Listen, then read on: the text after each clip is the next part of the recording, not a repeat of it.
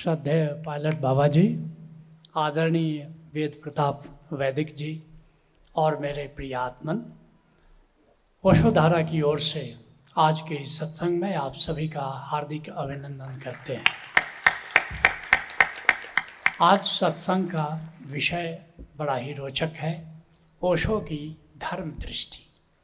इसके पहले कि हम ओशो की धर्म दृष्टि पर प्रकाश डालें, पहले जानना चाहेंगे कि धर्म क्या है, धर्म की परिभाषा क्या है, धर्म का तत्व क्या है।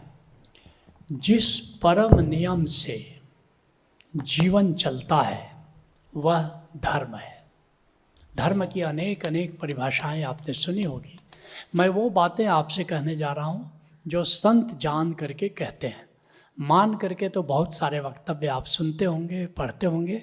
संतों की दृष्टि क्या है, ओशो की दृष्टि क्या है, उस आधार पर मैं बताना चाहूँगा कि जिस परम नियम से, और परम नियम का निर्माण कौन करता है, परम सत्ता के सिवा परम नियम का निर्माण और कौन कर सकता है। तो जिस परम नियम से ये जीवन चलता है, ये सृष्टि चलती है, ये संसार चलता है, उस परम नियम का नाम धर्म है। इसे संतों ने अनेक अनेक नाम दिए हैं। जैसे ऋषियों ने इसको रीत कहा। रीत का मतलब है परम नियम। जैसे कहा जाता है ऋतंभरी प्रज्ञा, अर्थात ऐसी प्रज्ञा, ऐसी समझ जो धर्म सम्मत हो, जो परम नियम से सम्मत हो। ऐसे ही भगवान महावीर, भगवान बुद्ध ने इसको धम्म कहा।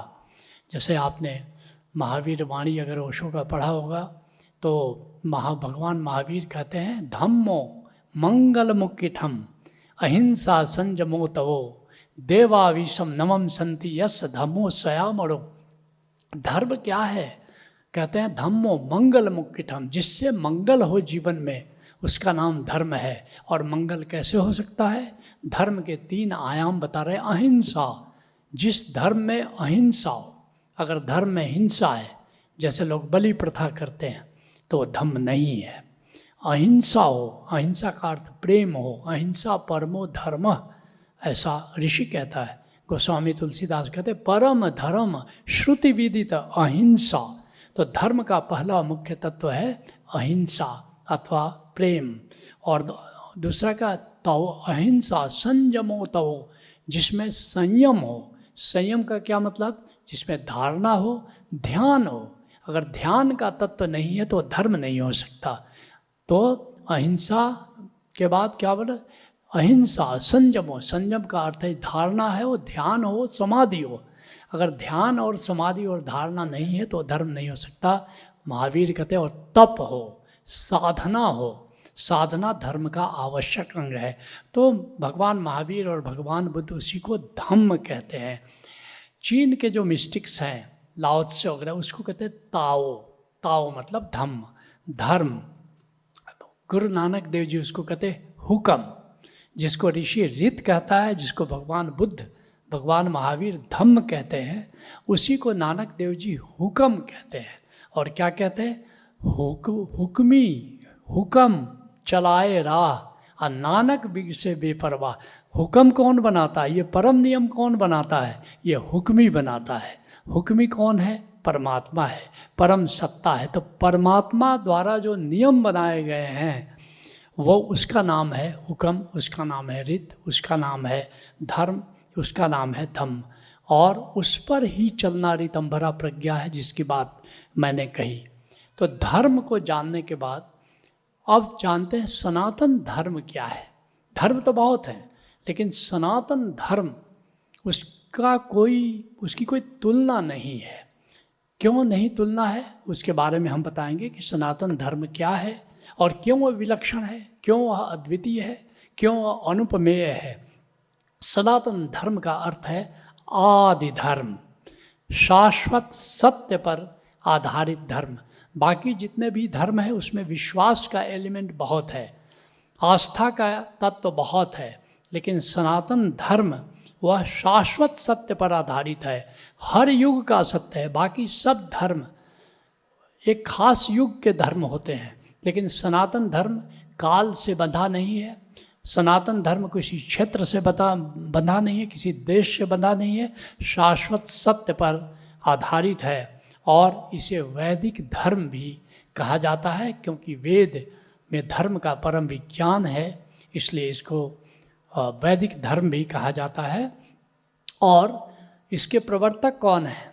मानने वाले कहते हैं कि इसका कोई प्रवर्तक नहीं है, लेकिन जानने वाले कहते हैं कि सनातन धर्म के प्रवर्तक भगवान शिव हैं।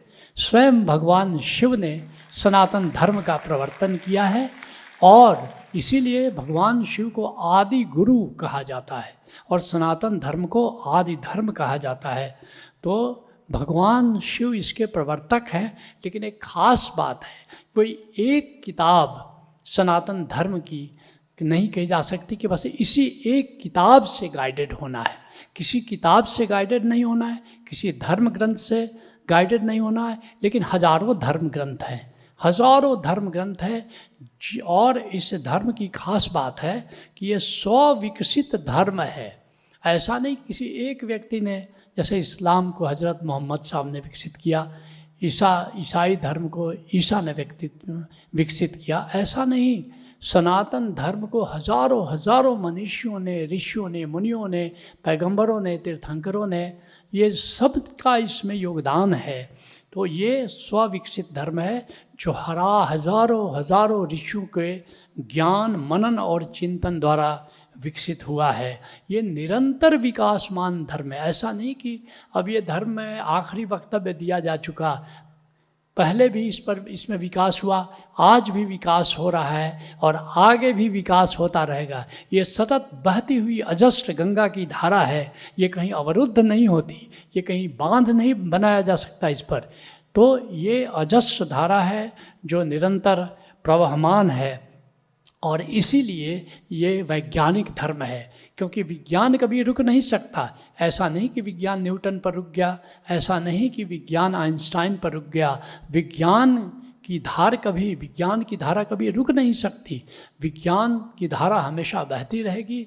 ऐसे ही सनातन धर्म वैज्ञानिक धर्म है, और ये कभी अवरुद्ध नहीं किया जा सकता, इसकी धारा को कभी बांधा नहीं जा सकता। ये निरंतर प्रवहमान इसकी धारा है। और ये जो विश्व का प्राचीनतम धर्म है, इससे कोई पुराना धर्म नहीं है, और फिर भी नूतन है। ये गजब की बात है। सबसे प्राचीन धर्म है और सबसे अर्वाचीन है, क्योंकि निरंतर नए नए तत्व इसमें आते जा रहे हैं और आते जाएंगे। इसलिए सनातन धर्म को कहा जा सकता है नूतनम नूतनम पदे पदे। ये कदम कदम पर नया होता जाता है, क्योंकि नए बुद्ध पुरुष आते जाते हैं, नए संत आते जाते हैं, नई वाणियाँ आती चली जाती हैं, आगे भी आती चली जाएंगी। ऐसे ही हिंदू, जैन, बौद्ध और सिख सनातन धर्म के 4 मुख्य स्तंभ हैं। लेकिन इसके अतिरिक्त नाना मत मतांतर हैं, अनगिनत मत मतांतर हैं, और आगे अनगिनत मत मतांतर होते रहेंगे। लेकिन जो मुख्य, जैसे एक मकान बनता है, एक इमारत बनती है, एक महल बनता है, 4 मुख्य दीवारें होती हैं, लेकिन ईंटों की संख्या बहुत ज़्यादा है। मकान में बहुत सजावट होती है, बहुत तरह के पर्दे लगते हैं, लेकिन जो 4 दीवारों की तरह है सनातन धर्म की जो मुख्य 4 दीवारें हैं, 4 स्तंभ हैं, वो है हिंदू धर्म, बौद्ध धर्म, सिख धर्म और जैन, बौद्ध, सिख, हिंदू, ये 4 मुख्य स्तंभ हैं। इसलिए सनातन धर्म से अलग नहीं देखा जा सकता बौद्ध धर्म या सिख धर्म को। वे सनातन धर्म के अविभाज्य अंग हैं, वे सनातन धर्म के ही एक्सटेंशन है, ऐसा कह सकते हो। और एक ख़ास बात है कि ये जितने भी नाम हमने लिए कि सिख धर्म है, बौद्ध धर्म है, जैन धर्म है, हिंदू धर्म है, सनातन धर्म का मूल तत्व ओंकार है। जो ओंकार को मानता है वो सनातन धर्म ही है। चाहे कोई जैन हो, चाहे कोई बौद्ध हो, चाहे कोई सिख हो, ओम पर सब राजी है, क्योंकि ओंकार ही सनातन धर्म का मूल तत्व है, जो हमारी आत्मा और अस्तित्व का संगीत है। हजारों लाखों ऋषियों ने ओंकार को सुना, और आज भी हजारों लोग ओंकार का श्रवण कर रहे हैं। ओशोधारा में भी अब तक 50,000 से ज़्यादा लोग ध्यान समाधि कर रहे हैं, जो ओंकार के निरंतर श्रवण में जीते हैं। और क्यों श्रवण कर सकते हैं? सभी श्रवण कर सकते हैं, क्योंकि हमारी आत्मा में गूंज हो रही है। जिसके लिए संत मीरा कह रही है, गूंज सुनो दिन राती। ये सौभाग्य केवल मीरा को प्राप्त नहीं है, ये सौभाग्य हर किसी को प्राप्त है। और जो भी चाहे ओंकार का श्रवण कर सकता है, ओंकार का श्रवण करते हुए जी सकता है। नहीं जान करके अगर जीते हो तो मान कर जो जीता है वो सनातन धर्मी है। हो सके तो जान कर जियो, नहीं हो सके तो मान करके जियो। और जो भी ओंकार को जानता या मानता है वो सनातन धर्मी है। और सनातन धर्म के जैसा मैंने कहा कि एक ऐसा धर्म जिसका कि कोई खास एक किताब नहीं है जिसको कह सकते हो कि सनातन धर्म का यही धर्म ग्रंथ है। सनातन धर्म के मुख्य ग्रंथों की भले चर्चा की जा सकती है, और मुख्य ग्रंथ हैं चारों वेद, 108 उपनिषद, और वैसे तो कुछ लोग कहते हैं 300 उपनिषद तक की बात होती है। 108 मुख्य उपनिषद हैं, और इसमें प्रस्थान त्रयी सनातन धर्म के बहुत ही महत्वपूर्ण ग्रंथ में से 3 ग्रंथ हैं। कौन कौन? ब्रह्म सूत्र है, ईश और उपनिषद है, और गीता है। ये प्रस्थान त्रयी है। इसलिए इन तीनों प्रस्थान त्रयी पर जो बोलता है, जो इसकी व्याख्या करते, जैसे आदि शंकराचार्य, जैसे रामानुजाचार्य, जैसे वल्लभाचार्य, तो इन लोगों को जगत गुरु कहा जाता है। जगत गुरु सनातन धर्म में उसी को कहा जाता है जो प्रस्थान त्रयी के तीनों ग्रंथों की व्याख्या करता है। और फिर अन्य ग्रंथों में रामायण है, महाभारत है, गीता का नाम तो हमने ले ही लिया। और फिर संत मत के सैकड़ों संत हैं, उनकी सारी वाणियाँ सनातन धर्म की ही वाणियाँ हैं। और केवल यही नहीं, गौतम बुद्ध ने जो भी कहा वो भी सनातन धर्म था। बल्कि गौतम बुद्ध तो अपने व्याख्यानों में यही कहा करते थे, ए सधम्मो सनातनो, भिक्षुओं जो मैं बातें कह रहा हूँ वो ही सनातन धर्म है, उससे हट करके मैं कुछ नहीं कह रहा हूँ। ओशो स्वयं कह रहे हैं कि मैं जो कह रहा हूँ वो सनातन धर्म है। तो सभी जानने वालों ने इस बात को कहा, भले उनके फॉलोअर्स, उनके पीछे चलने वालों ने एक अलग मत की स्थापना कर दी, वो बात अलग है, उसकी प्रासंगिकता अलग है। लेकिन एक बात निश्चित है कि ये जो संतों की जो वाणियाँ हैं, और आगे भी जो संत होंगे उनकी भी जो वाणियाँ होंगी, वे सब सनातन धर्म का ही हिस्सा होंगी। और अब सबसे बड़ी बात है कि सनातन धर्म आदि धर्म है, तो जीवंतता कहाँ से आती है? इतना आदि धर्म 10,000 साल पहले भगवान शिव ने, कम से कम बता रहा हूँ, 10,000 साल पहले भगवान शिव ने इसका प्रवर्तन किया, लेकिन आज भी जीवंत है, आज भी धारा वैसे ही बह रही है। इसका कारण क्या है? कारण क्या है कि भगवान शिव के बाद भी कुछ लोग आए जिन्होंने इस धर्म चक्र का, इसका चक्का जब रुक गया था तो फिर ऐसे मनीषी आए जिन्होंने इस धर्म चक्र के चक्के को फिर गति दी, एक्सलरेशन दिया। और इस तरह कह सकते हो कि सनातन धर्म के जो पहले धर्म चक्र प्रवर्तक कौन है? भगवान शिव हैं। लेकिन 2500 साल तक चक्का चलते चलते इसकी रफ्तार धीमी हो गई। तो भगवान शिव के 2500 साल के बाद भगवान राम आए, करीब करीब उन्हीं की प्रतिभा लेकर के आए, और भगवान राम ने उस धर्म चक्र का दोबारा परिवर्तन किया। और वह जो भगवान राम द्वारा जो धर्म चक्र परिवर्तन हुआ वो भी 2500 साल तक चलते चलते फिर चक्के की रफ्तार धीमी हो गई। फिर भगवान राम जैसी प्रतिभा के धनी भगवान कृष्ण आए, फिर उन्होंने धर्म चक्र, ये तीसरा धर्म चक्र प्रवर्तन किया। और भगवान कृष्ण द्वारा प्रवर्तित जो धर्म चक्र था यह भी 2500 साल तक चलते चलते इसकी भी रफ्तार कम पड़ गई। तो फिर उसके बाद उन्हीं की प्रतिभा लेकर के भगवान बुद्ध आए और उन्होंने फिर से धर्म चक्र का प्रवर्तन किया। भगवान बुद्ध के हुए भी 2500 साल हो गए। भगवान बुद्ध के द्वारा जो प्रवर्तित धर्म चक्र था उसकी भी रफ्तार धीमी पड़ गई। तो फिर वैसी ही प्रतिभा लेकर के भगवान ओशो आए और उन्होंने 5वां धर्म चक्र का प्रवर्तन किया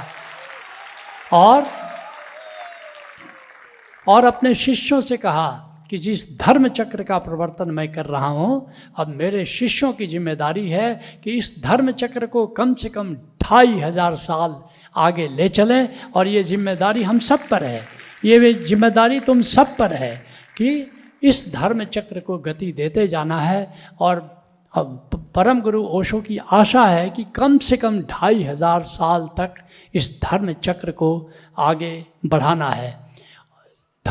एक बात है कि धर्म चक्र प्रवर्तन, लेकिन दूसरी बात है कि धर्म, ये जो सनातन धर्म है ये कैसे जीवंत रहा, क्योंकि इस धर्म चक्र का साथ देने के लिए, सपोर्ट करने के लिए अनेक सितारे पैदा हुए इस देश में।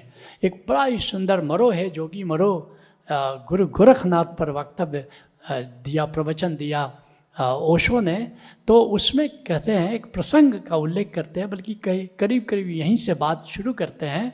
कहते हैं कि एक बार सुमित्रानंदन पंत जी, जो हिंदी के मूर्धन्य कवि हैं, उन्होंने ओशो से पूछा कि ये भारतीय आकाश के, आध्यात्मिक आकाश के 12 जाज्वल्यमान सितारों का अगर नाम लेना हो तो आप किसका किसका नाम लेना चाहेंगे? ओशो ने क्या कहा सुनो। वो 12 चमकते सितारे कौन कौन हैं? कहते हैं कृष्ण, पतंजलि, बुद्ध, महावीर, नागार्जुन, शंकराचार्य, गोरख, कबीर, नानक, मीरा, रामकृष्ण परमहंस और कृष्णमूर्ति। ये सनातन धर्म के आकाश के 12 सबसे चमकते हुए सितारे हैं ओशो की दृष्टि में। सुमित्रानंद पंत ने कहा कि अगर हम आपसे कहें कि 7 नाम बताइए, 5 को ड्रॉप कर दीजिए, तो किसका नाम आप लेना चाहेंगे? कृष्ण गिनाते हैं, कृष्ण, पतंजलि, बुद्ध, महावीर, शंकर, गोरख और कबीर। ये 7 चमकते हुए सितारे। पंत यहाँ रुकते नहीं हैं, कहते हैं कि अच्छा, अगर केवल 5 नाम अगर कहना पड़े तो आप किसका किसका नाम लेंगे? कहते हैं ओशो, कृष्ण, पतंजलि, बुद्ध, महावीर और गोरख। पंत जी कहते हैं कि अच्छा, 4 ही नाम अगर कहना पड़े तो आप किसका किसका नाम लीजिएगा? तो कहते हैं ओशो, कृष्ण, बुद्ध, पतंजलि और गोरख। कहते हैं पंत जी, अगर 3 नाम लेना पड़े तो? ओशो कहते कि नहीं, अब नहीं, क्योंकि 4 दीवालों से भी भवन बनता है। अगर एक को हम छांट देंगे तो इमारत गिर जाएगी। कि सनातन धर्म के ये 4 मुख्य पिलर्स हैं, और इनमें से एक पिलर को भी हटा दिया तो सनातन धर्म का भवन चरमरा जाएगा। अब नहीं कर सकते। लेकिन सवाल ये उठता है कि इन 4 में से किसी को क्यों नहीं ओशो ने हटाना मंजूर किया? इसका कारण है कि सनातन धर्म के 4 घाट हैं। सनातन धर्म एक मानसरोवर है। सनातन धर्म के 4 मुख्य घाट हैं, और जो एक एक नाम तुम देख रहे हो, ये एक एक घाट के प्रवर्तक हैं। और अगर एक भी हटा दोगे तो एक घाट सनातन धर्म से हट जाएगा, सनातन धर्म के भवन से एक दीवार हट जाएगी। तो ये जानना जरूरी है कि सनातन धर्म के भी 4 घाट क्या हैं जो मिल करके सनातन धर्म की झील का, सनातन धर्म के जलाशय का निर्माण कर रहे हैं। तो पहला घाट है साक्षी का घाट। सनातन धर्म का मुख्य जो घाट है एक साक्षी का घाट। और साक्षी घाट, साक्षी का मतलब क्या हुआ? आत्मस्मरण में जीना, आत्मा को जानना और आत्मस्मरण में जीना। इसको कृष्ण कूटस्थ कहते हैं। कूटस्थ, जैसे पर्वत पर, वाचर ऑन द माउंटेन, जैसे पर्वत पर खड़ा होकर के नीचे घाटी में आते जाते लोगों को कोई देखता हो, वैसा है कूटस्थ। वैसा है साक्षी, आत्मस्मरण, आत्मा को जानना और आत्मस्मरण में जीना। ये है साक्षी का घाट, और इस घाट के प्रवर्तक भगवान कृष्ण हैं। इसलिए ये ओशो राजी नहीं हुए कि अब हम किसको हटाओगे? कृष्ण को नहीं हटा सकते, क्योंकि साक्षी का मुख्य पिलर है सनातन धर्म का, उसको कैसे हटा सकते हो? दूसरा घाट है ध्यान का घाट। ध्यान का मतलब क्या हुआ? आत्मा के प्रति जागरण, आत्मा के प्रति जागरण। साक्षी में आत्मस्मरण में जीना था, लेकिन ध्यान क्या है? ध्यान में अब बहिर्जगत नहीं है। साक्षी में बहिर्जगत भी है और आत्मा भी है। ध्यान में केवल अंतराकाश के प्रति जागना है, आत्मा के प्रति जागना है। तो ये है ध्यान का घाट और इसके मुख्य प्रवर्तक भगवान बुद्ध हैं। इसलिए अगर हटा दोगे, बुद्ध को हटा दोगे तो ध्यान का घाट हट जाएगा और फिर सनातन धर्म का एक मुख्य पिलर, एक मुख्य स्तंभ को हटाना पड़ेगा। तीसरा घाट समाधि का घाट है और इसके प्रवर्तक कौन है? महर्षि पतंजलि हैं। तो तुम समाधि के घाट को नहीं हटा सकते। क्यों? क्योंकि समाधि हमारे सनातन धर्म का एक मुख्य अंग है, मुख्य पिलर है। इसलिए न तो समाधि के घाट को हटा सकते हो, न ही पतंजलि को हटा सकते हो। सारा योग दर्शन हमारे महायोगी पायलट बाबा विद्यमान उस परंपरा के हैं। इस योग की परंपरा को सनातन धर्म से अलग नहीं किया जा सकता। और चौथा घाट है सुमिरन का घाट। सुमिरन का घाट क्या है? ब्रह्म को जानना, परमात्मा को जानना और परमात्मा के प्रेम में जीना, परमात्मा के प्रति जागरण। ये भक्ति का सारा विज्ञान इसी पर आधारित है और ये गोरख से शुरू होता है। गुरु गोरखनाथ को हटा दो तो सुमिरन का घाट लुप्त हो जाएगा और सनातन धर्म से हम सुमिरन के घाट को, भक्ति के घाट को अलग नहीं कर सकते।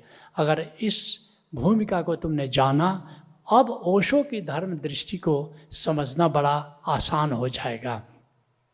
ओशो की धर्म दृष्टि क्या है? इन चारों घाटों का समन्वय है।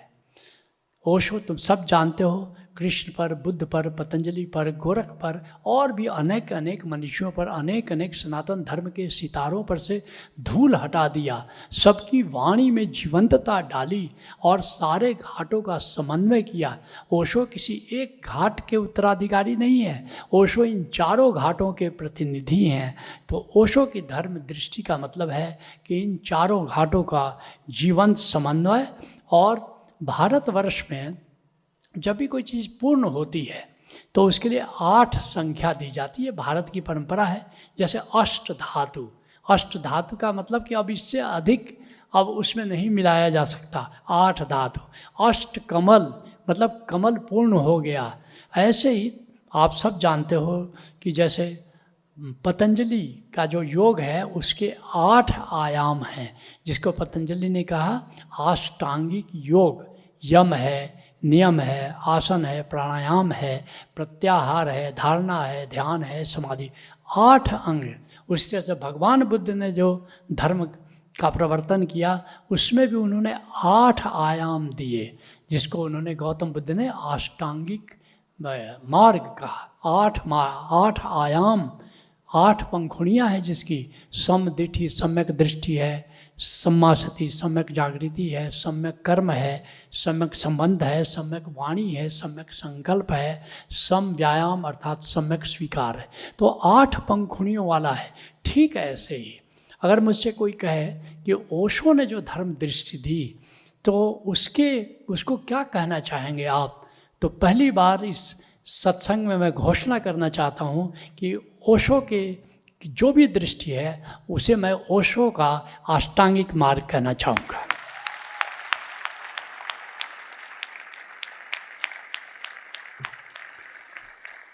तो आओ ओशो के अष्टांगिक मार्ग को जानते हैं। लेकिन एक बड़ी विचित्र बात है, ओशो ने जो अष्टांगिक मार्ग दिया तो एक एक आयाम में युग्म दिया, 2-2 चीज़ों को दिया, एक ज्ञानियों के लिए, एक भक्तों के लिए। क्योंकि एक बड़ी ही अद्भुत बात है कि उस ओशो के पहले या तो कोई ज्ञान मार्ग पर चल सकता था जिसको निवृत्ति मार्ग हमारे सनातन धर्म ने कहा, या कोई भक्ति मार्ग में चल सकता था जिसको प्रवृत्ति मार्ग हमारे संतों ने कहा है। लेकिन ओशो ने कहा कि इस बंधन में मनुष्य को मत जकड़ो, सारा आकाश हमारा है। तो इसलिए एक साथ एक एक आयाम में उन्होंने युग्म अर्थात 2-2 चीज़ों को साथ साथ जोड़ा। यद्यपि दोनों विपरीत थे, लेकिन ओशो ने कहा कि दोनों विपरीत नहीं, दोनों कम्प्लीमेंट्री है। जैसे रात और दिन को तुम कह सकते हो कि विपरीत है, लेकिन ओशो की दृष्टि है कि रात और दिन विपरीत नहीं है, दोनों कम्प्लीमेंट्री है। दिन और रात आपस में मिले हुए हैं। दिन के बिना रात का कोई औचित्य नहीं और रात के बिना दिन का कोई औचित्य नहीं। ज्ञान के बिना भक्ति का कोई मूल्य नहीं और भक्ति के बिना ज्ञान का कोई मूल्य नहीं है। दोनों को जोड़ा। इसलिए प्रत्येक आयाम में दो दो बातें साथ साथ जोड़ी। तो ओशो के अष्टांगिक मार्ग का जो पहला आयाम है उसको हम कहना चाहेंगे जोरबाद बुद्धा। ये पहला आयाम है। ओशो ने कहा कि अब तक धन की निंदा हुई है, जहाँ भी साधना हो रही है, जहाँ भी भक्ति की बातें हो रही हैं, तो वहाँ पर धन की निंदा हो रही है। लेकिन कहा कि धन और ध्यान में कोई विरोध नहीं है, बल्कि एक साथ तुम वैभव, सांसारिक वैभव भी अर्जित कर सकते हो और आध्यात्मिक वैभव भी अर्जित कर सकते हो। उदाहरण के लिए उन्होंने राजा जनक का नाम लिया, उदाहरण के लिए उन्होंने गुरु नानक का नाम लिया। जैसे राजा जनक राज करते थे लेकिन आध्यात्मिक थे। नानक देव तो यहाँ तक कहते हैं कि मेरा पूर्व जन्म राजा जनक का था। ये बहुत कम लोग जानते हैं कि राजा जनक के अवतार ही नानक देव हैं, और उन्हीं से प्रेरणा लेकर के ओशो ने जोरबादा बुद्धा के रूप में नए मनुष्य की कल्पना की है। और फिर ये दूसरा जो आयाम है ओशो के अष्टांगिक मार्ग का, वह है विज्ञान और धर्म का समन्वय। कैसा धर्म होना चाहिए? वैज्ञानिक धर्म का क्या मतलब हुआ? वैज्ञानिक का धर्म का मतलब है अनुभव पर आधारित हो। देखो, विज्ञान और अध्यात्म में क्या फर्क है? विज्ञान एक्सपेरिमेंट पर चलता है और अध्यात्म एक्सपीरियंस पर चलता है, लेकिन दोनों विज्ञान है। केवल फर्क इतना ही है कि एक प्रयोग पर चलता है और एक अनुभव, सब्जेक्टिव एक्सपीरियंस पर चलता है। तो ओशो के अष्टांगिक मार्ग का दूसरा आयाम है विज्ञान और धर्म दोनों का समन्वय होना चाहिए। और जो धर्म विज्ञान की कसौटी पर नहीं कसा जा सकता, खरा नहीं उतर सकता, वह वैज्ञानिक धर्म नहीं हो सकता, वो सनातन धर्म नहीं हो सकता। जो तीसरा आयाम ओशो कह रहे हैं कि विदेह गुरु और जीवित गुरु। कई परंपराओं में तुमने देखा होगा कि जो गुरु विदा हो गए, बस उसके नाम पर एक जीर्ण शीर्ण परंपरा चल रही है, मृत परंपरा चल रही है। ओशो कहते हैं कि विदेह गुरु की भी ज़रूरत है, विदेह गुरु को भी याद करना ज़रूरी है, क्योंकि विदेह गुरु का भी सहयोग मिलता है हमको आध्यात्मिक साधना में। जैसे ओशो धारा में तुम सब जानते हो कि विदेह गुरुओं का हमें सहयोग मिलता है, हमको नानक देव जी का सहयोग मिलता है, हमें सूफी बाबा का सहयोग मिलता है, हमें ओशो का सहयोग मिलता है, और ऐसे कई विदेह गुरुओं का सहयोग मिलता है। तो साधना अगर करते हो तो विदेह गुरु का भी सहयोग। लेकिन कह रहे हैं ओशो कि विदेह गुरु की भाषा सब नहीं समझ सकते, उसको कोई संत समझ सकता है। इसलिए नए साधकों के लिए जीवित गुरु बहुत ज़रूरी है।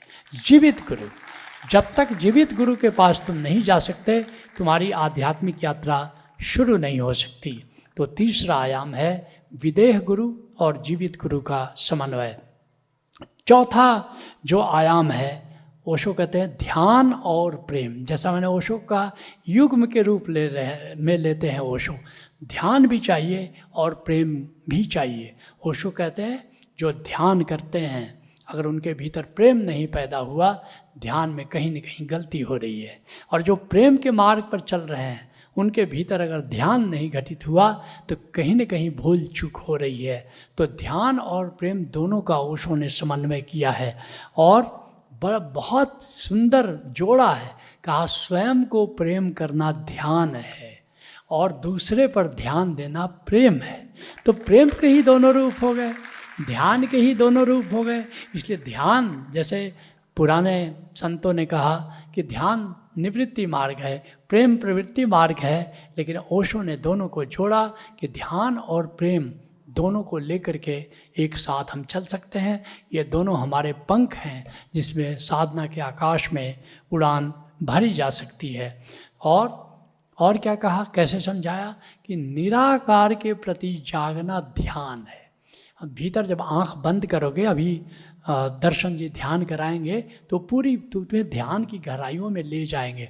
इस आधे घंटे के प्रयोग में आप देखोगे कि कितने गहरे ध्यान में चले गए। तो निराकार के बिना ध्यान नहीं हो सकता।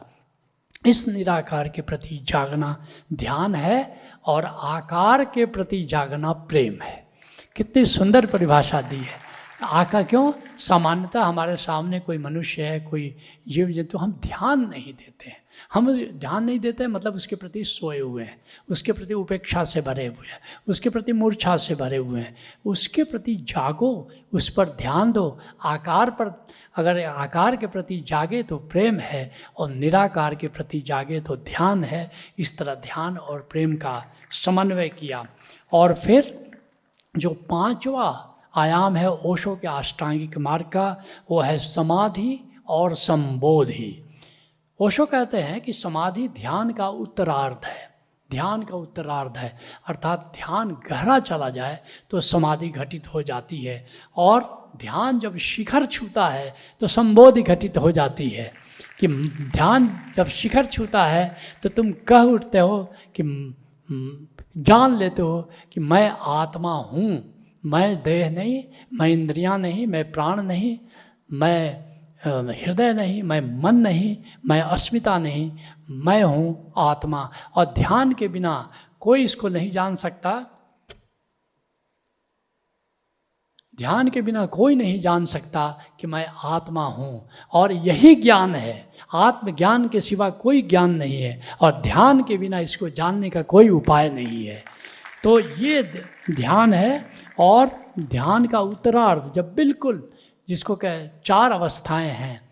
पहली अवस्था है जागृत अवस्था। क्या है? जैसे तुम सब जागे हो, इसमें क्या है कि होश है प्लस विचार है प्लस समय का ज्ञान है, इसका मतलब ये जागृत अवस्था है।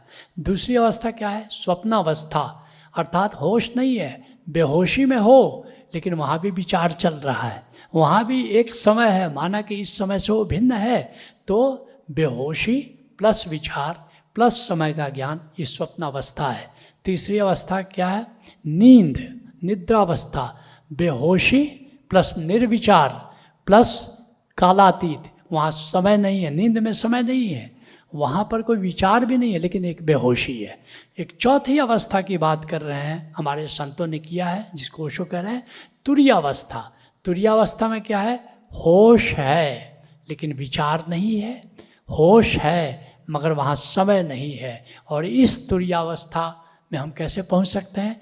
ध्यान के द्वारा, सुमिरन के द्वारा और समाधि के द्वारा। और जब समाधि घटित होती है, तुरीयावस्था में भी ये 3 हैं, लेकिन तुरीयावस्था का भी शिखर समाधि है। और समाधि में क्या होता है? बोध मात्र, केवल बोध है। वहाँ पर बोध के अतिरिक्त कुछ भी नहीं है, कोई प्रति भी। ध्यान में कम से कम प्रति है कि निराकार के प्रति जागे हो, लेकिन समाधि की अवस्था में प्रति भी खो जाती है, बस केवल होश मात्र स्थिति बनी, उसको समाधि कहते हैं। और ध्यान समाधि लगाते लगाते जब एक दिन जानते हो और जीते हो कि मैं आत्मा हूँ, और तब उस दिन सारा गेस्टाल्ट तुम्हारा बदल जाता है। तुम भी कह सकते हो ब्रह्म सत्यम जगत मिथ्या, उस दिन ये उद्घोष तुम करते हो। अर्ध श्लोके, सुनो शंकराचार्य क्या कहते हैं, अर्ध श्लोके प्रवक्ष्यामि यद उक्तम ग्रंथ कोटि भी। करोड़ों ग्रंथों में जो बात कही गई है उसको आधे श्लोक में कहना चाहता हूँ। ब्रह्म सत्यम जगत मिथ्या जीवो ब्रह्मो न चापरः, ब्रह्म ही सत्य है, जगत मिथ्या है। और जीव कहते हैं जीवो ब्रह्मो, जीव ब्रह्म ही है, क्योंकि आत्मा ब्रह्म ही है, न चापरः, और ब्रह्म के अतिरिक्त कुछ भी नहीं है। तो ये जो आत्मज्ञान है, ये संबोधि है। इसकी ओशो कहते हैं unless meditation becomes enlightenment you have simply wasted your time. कोई व्यक्ति ध्यान कर रहा है और वह ध्यान समाधि में और फिर संबोधि में अगर परिवर्तित ना हो जाए तो तुम्हारा ध्यान, तुम्हारा समय, तुम्हारी ऊर्जा बिल्कुल बर्बाद गए। जो छठा एलिमेंट है जो ओशो के अष्टांगिक मार्ग का, वह है साक्षी और तथाता। एक साथ दोनों बात कर रहे हैं, साक्षी भी और स्वीकार भी। क्या कहते हैं? साक्षी किसको कहते हैं? आत्म भाव में जीना साक्षी है। स्वयं को आत्मा जान कर या मान करके जब जिंदगी को जीते हो, संसार में जीते हो, अपने कर्म करते हो, तो उसको साक्षी कहते हैं। और स्वीकार भाव में जीना तथाता। जैसे गौतम बुद्ध हमेशा तथाता में जीते थे, उनका नाम ही तथागत है। तथागत मतलब स्वीकार भाव में जीना है। और इस तथाता के, इस स्वीकार के 3 चरण ओशो ने बताए हैं। क्या क्या? पहला सम्यक स्वीकार, जीवन में कुछ अनुकूल हुआ, कुछ प्रतिकूल हुआ। तो प्रतिकूल से राजी होना सम्यक स्वीकार है, अनुकूल से तो सब राजी होते हैं। दूसरा है सम्यक शरण। कहते हैं आज का प्रतिकूल कल का अनुकूल है। आज तुम जिसको प्रतिकूल समझ रहे हो, एक दिन तुम्हारा अनुभव बताएगा कि वह भी अनुकूल था। और ऐसा अगर तुम प्रतीत हुई तुमको कि परमात्मा कभी प्रतिकूल करता ही नहीं है, वो सदा अनुकूल करता है, इसका मतलब तुम परमात्मा की शरण में आ गए। ये शरण हुआ। और इसके बाद समर्पण। समर्पण का मतलब क्या हुआ कि केवल घटना का ही स्वीकार नहीं, दुनिया जैसी है, राम और रावण दोनों का स्वीकार कर लेना, बुद्ध और बगदादी दोनों का एक साथ स्वीकार कर लेना कि नायक और खलनायक दोनों को इस सृष्टि की लीला में रहना जरूरी है, नहीं तो खेल नहीं होगा, ये लीला नहीं चलेगी। तो परमात्मा के प्रति समर्पण तुम्हारा घटित हुआ। तो वही साक्षी और तथाता ओशो के अष्टांगिक मार्ग के छठा आयाम कहा जा सकता है। और सातवां आयाम है ज्ञान और भक्ति। ये ओशो की विशेषता है। ज्ञान और भक्ति दोनों को युग्म के रूप में, एक साथ दिन रात को युग्म के रूप में उन्होंने देखा। और ज्ञान का अर्थ है आत्मज्ञान, ज्ञान का अर्थ है संबोधि, एनलाइटनमेंट। और भक्ति का अर्थ है प्रभु से प्रेम, प्रभु के प्रेम में पड़ना। और इस तरह ज्ञान और भक्ति दोनों के मार्ग पर एक साथ कैसे, ये ओशो की कल्पना है, ओशो की संकल्पना है। दोनों एक साथ, निवृत्ति मार्ग और प्रवृत्ति मार्ग दोनों एक साथ कैसे कर सकते हो। लेकिन ओशो ने उसके सूत्र दिए। क्या सूत्र दिया उन्होंने कि कहते हैं कि ज्ञान और भक्ति दोनों का मूल तत्व ओंकार है। बिना ओंकार को जाने, बिना अनाहत नाद को जाने न ज्ञान हो सकता है, न भक्ति हो सकती है। तो ओंकार को जानो। और फिर क्या क्या कहते हैं, ओंकार हमारा मूल है, ओंकार हमारा गंतव्य है। ओंकार से दूर निकलते चले जाना नरक है, ओंकार के पास खिसकते चले जाना स्वर्ग है। ओंकार से मिलकर एक हो जाना समाधि है, मोक्ष है, संबोधि है। तो ओंकार से ज्ञान और भक्ति दोनों को उन्होंने जोड़ा। और फिर क्या कहा कि ज्ञान से प्रभु जाना जाता है, लेकिन भक्ति से प्रभु पाया जाता है, प्रेम से प्रभु पाया जाता है। तुम ज्ञान से पा नहीं सकते प्रभु को, ज्ञान से तुम जान सकते हो कि ब्रह्म क्या है। पाना हो तो प्रेम एकमात्र मार्ग है, जिसके लिए गुरु गोविंद सिंह जी कहते हैं, साँच कहूँ सुन ले सबे जिन प्रेम की होती नहीं प्रभ पायो। प्रेम के बिना और परमात्मा को पाने का कोई उपाय नहीं है। और ओशो ज्ञान और ओशो एक सुमिरन में, अब तक सुमिरन संतों ने किया था कंठ से बोल के, हे राम बोलते बड़भागी राम राम बोल। गुरु रामदास जी कहते हैं कि मन से सुमिरन किया था, कबीर ने किया था, शब्द निरंतर ते मन लागा मलिन वासना त्यागी, उठत बैठत कबहू न टूटे ऐसी ताड़ी लागी साधो सहज समाधि बली।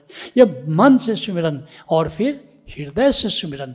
तुम परमात्मा के ऐसे प्रेम में पड़े कि बस एक क्षण भी परमात्मा की याद बिना गुजर जाए तो लगता है मौत आ गई। मीरा कहती है, प्रभु जी तू किथे गए नेहा लगाए। कहते तू किधर चला गया नेह लगा करके, छोड़ गया विश्वास संघाती। तुमने विश्वास, तुमने दगा, ये उलाहना दे रही है, शिकायत नहीं कर रही है कि प्रेम लगा करके अब तू चला गया कहीं, हमसे दूर चला गया। ये विरह का तत्व है।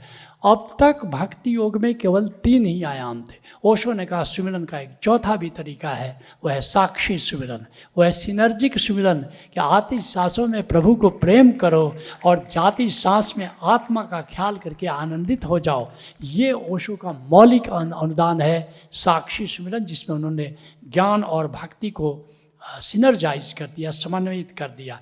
और 8वां जो आयाम है ओशो के अष्टांगिक मार्ग का, वो है आनंद और उत्सव। ये शिखर है ओशो की धर्म दृष्टि का, ये शिखर है। क्या है आनंद? आत्मा से जुड़ करके जीना आनंद है। गजब बात है कि ओशो कह रहे कि आनंद कोई बहुत भारी चीज़ नहीं है, लेकिन कोई खुश रहना चाहे और आत्मा से जुड़ करके नहीं जिए तो कोई खुश नहीं रह सकता। वो सारी खुशी क्षणिक होगी, क्षणभंगुर होगी। लेकिन और आश्चर्य की बात है, आज के जो मनस्विद हैं वे भी इस निष्कर्ष पर पहुंच रहे हैं। रोंडा बर्न का नाम आपने सुना होगा। उसने एक अद्भुत किताब लिखी है, बहुत ही सुंदर किताब है, द ग्रेटेस्ट सीक्रेट। और रोंडा बर्न आज की सबसे ज़्यादा बेस्ट सेलर वाली लेखिका है और द ग्रेटेस्ट सीक्रेट में यही बात कह रही है। सीक्रेट क्या है? What is the greatest secret? हमारे भीतर आत्मा है। रोंडा बर्न करेगी this is the greatest secret. इसको कोई जानता ही नहीं है, this is the greatest secret. और इसको जान लो और आत्मा से जुड़ करके जियोगे तो आनंद में जियोगे। रोंडा बर्न कोई आध्यात्मिक नहीं है। रोंडा बर्न का जो निष्कर्ष है इंटेलेक्चुअल है, लेकिन अब पश्चिम के भी मनस्विद इस पर आ गए हैं कि आत्मा से जुड़ करके जिए बिना कोई आनंदित नहीं रह सकता। और फिर ब्रह्म के सुमिरन में जीना उत्सव है। कहते हैं ओशो कि ब्रह्म हमारा उत्स है, ब्रह्म हमारा उद्गम है और उत्स से जुड़ करके जीना उत्सव है। जैसे ही तुम ब्रह्म से जुड़ जाते हो तुम्हारा जीवन उत्सवमय हो जाता है। और एक गजब की बात है, रोंडा बर्न ने ही एक और किताब लिखी, उसका नाम है द पावर, द पावर। और हिंदी में भी आ गया है शक्ति। उसी तरह से द ग्रेटेस्ट सीक्रेट का भी हिंदी में किताब आ गई है, सबसे बड़ा रहस्य। तो इसमें रोंडा बर्न भी यही बात कह रही है कि तुम्हारे पास प्रेम की अतुलनीय शक्ति है, प्रेम की अथाह शक्ति है और उस शक्ति के माध्यम से तुम कुछ भी प्राप्त कर सकते हो, जीवन को उत्सव कर सकते हो। कहती है कि तुम्हारा कोई भी लक्ष्य हो कि बिंदु से बराबर हैसियत उसकी नहीं है और तुम्हारे पास प्रेम की ऐसी शक्ति अपार, वो परमात्मा की शक्ति को इशारा कर रही है जो एक वृत्त के समान है और तुम्हारा लक्ष्य एक बिंदु के समान है। तुम परमात्मा की इस शक्ति से, जो कहती कि प्रेम की तुम्हारी शक्ति है, तुम्हारे भीतर मौजूद है और उससे तुम जीवन में सब कुछ प्राप्त कर सकते हो और अपने जीवन को उत्सव बना सकते हो। चंडीदास की एक पंक्ति है, उत्सव अमार जात आनंद अमार गोत्र। उस पर बोलते हुए ओशो कहते हैं जो चंडीदास का संदेश है वही मेरा संदेश है, उत्सव अमार जात आनंद अमार गोत्र।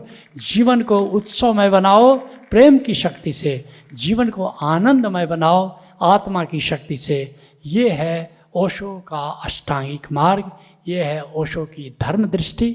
मेरी बातें आपने इतने प्रेम से सुनी, इसके लिए बहुत बहुत धन्यवाद आप सबको। हरि ओम तत्सत।